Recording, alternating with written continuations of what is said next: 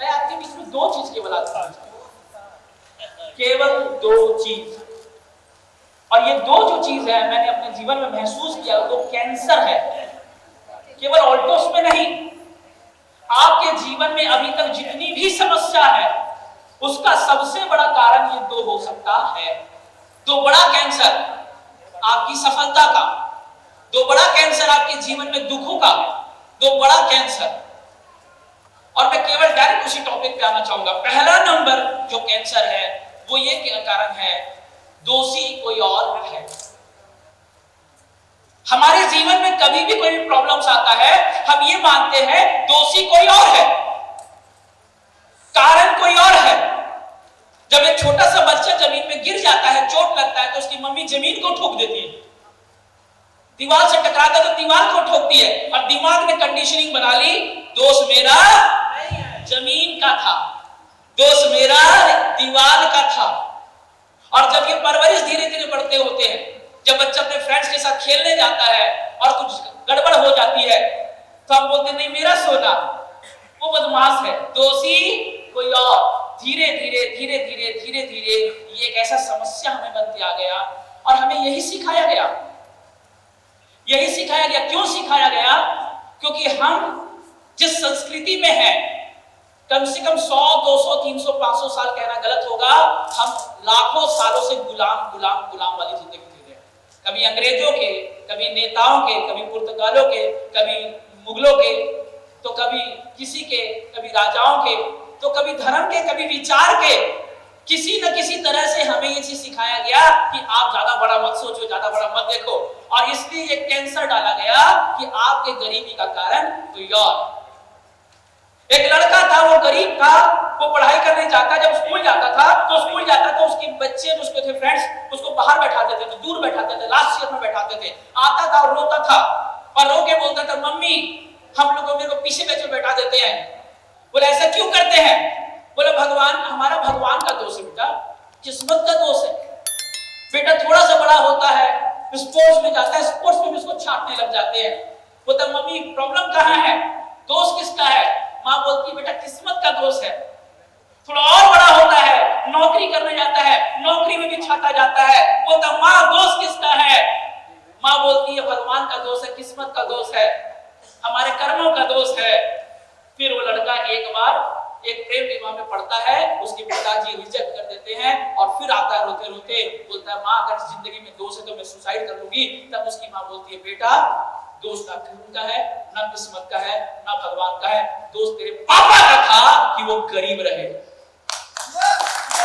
ये दोष मुझे बच्चे के माथे पे पड़ना, ये बचपन से हमको सिखाया गया। हम ना इतने कमजोर हैं कि हम दोष किसी को देकर हम संतुष्ट हो जाना चाहते हैं।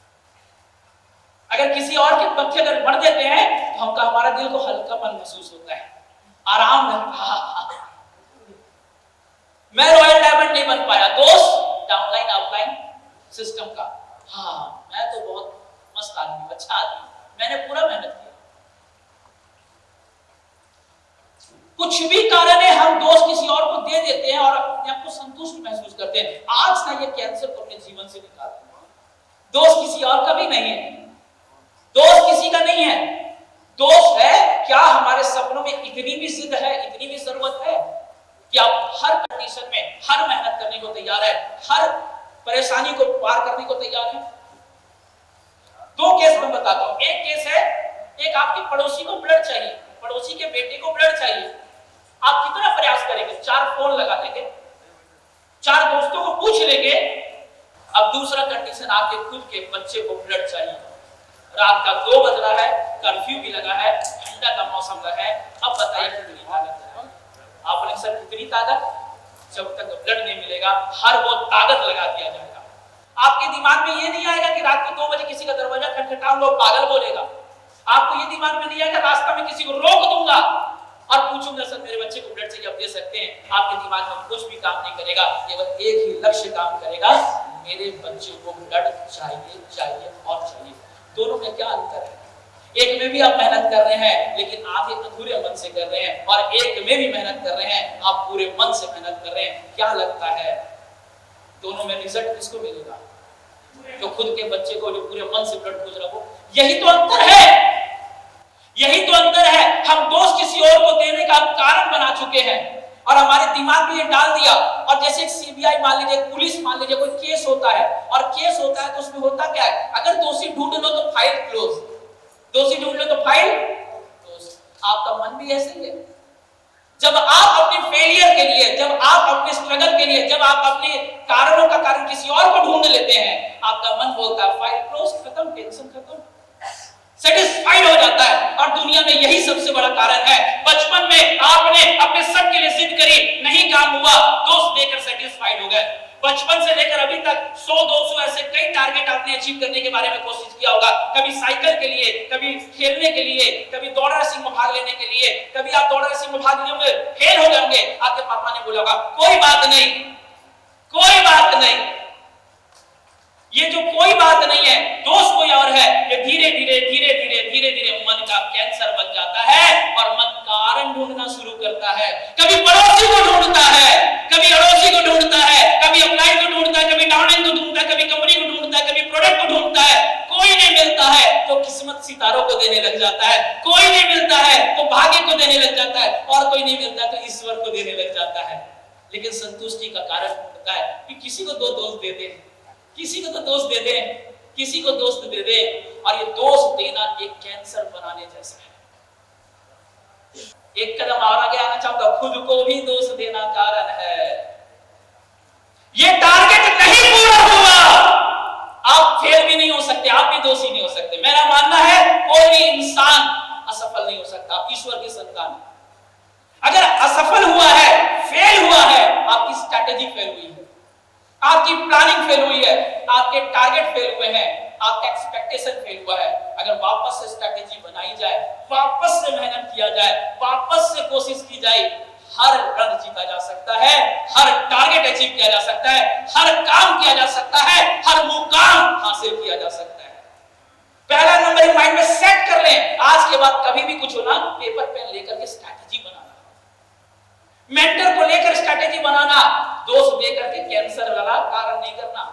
ये सबसे बड़ा प्रॉब्लम आ जाता है जब हम दोस्त दे देते हैं दूसरे को और ये कैंसर बन जाता है। स्ट्रैटेजी बनाइए, 1 तारीख को स्ट्रैटेजी बनाइए, 10 तारीख को बनाइए, 20 तारीख को बनाइए, 25 को बनाइए। अभी 10 तारीख तक हमारा 10,000 बिजनेस कॉलेज का क्लोजिंग है, लगाओ पूरी ताकत।